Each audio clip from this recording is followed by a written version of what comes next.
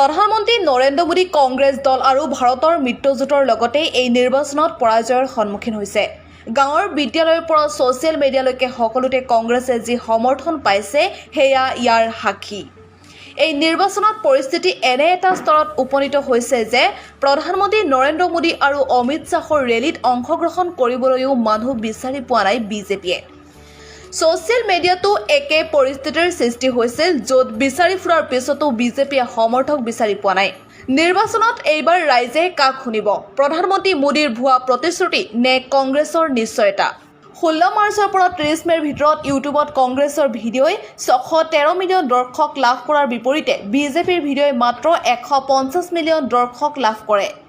যদি আমি ইনষ্টাগ্ৰামৰ কথা কওঁ, গড়ে কংগ্ৰেছৰ প্ৰতিটো পোষ্ট আৰু ৰীলে 1,22,000 লাইক পোৱাৰ বিপৰীতে বিজেপিয়ে 26,945টা লাইক পাইছিল। আনকি টুইটাৰ আৰু ফেচবুকতো কংগ্ৰেছ বিজেপিতকৈ বহু আগবাঢ়ি আছে।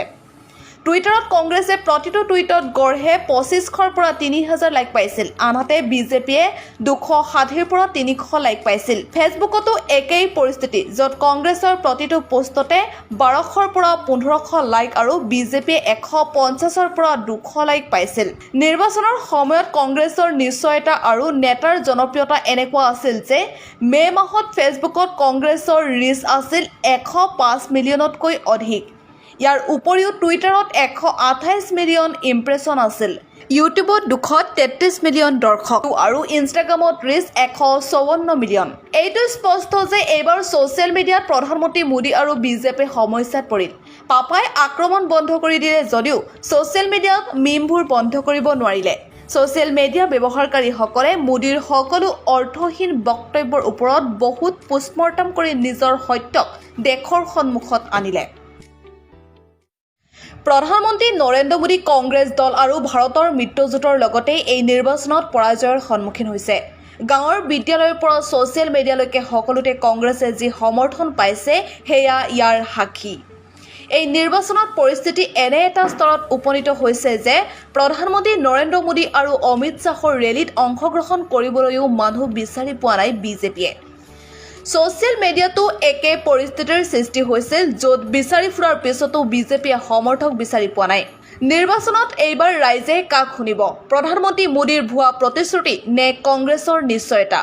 16 মাৰ্চৰ পৰা 30 মেৰ ভিতৰত ইউটিউবত কংগ্ৰেছৰ ভিডিঅ'ই 613 মিলিয়ন দৰ্শক লাভ কৰাৰ বিপৰীতে বিজেপিৰ ভিডিঅ'ই মাত্ৰ 150 মিলিয়ন দৰ্শক লাভ কৰে।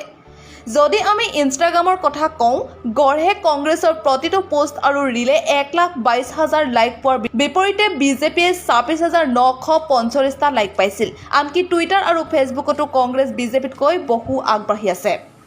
টুইটাৰত কংগ্ৰেছে প্ৰতিটো টুইটত গড়ে 2500ৰ পৰা 3000 লাইক পাইছিল, আনহাতে বিজেপিয়ে 260ৰ পৰা 300 লাইক পাইছিল। ফেচবুকতো একেই পৰিস্থিতি, য'ত কংগ্ৰেছৰ প্ৰতিটো পোষ্টতে 1200ৰ পৰা 1500 লাইক আৰু বিজেপিয়ে 150ৰ পৰা 200 লাইক পাইছিল।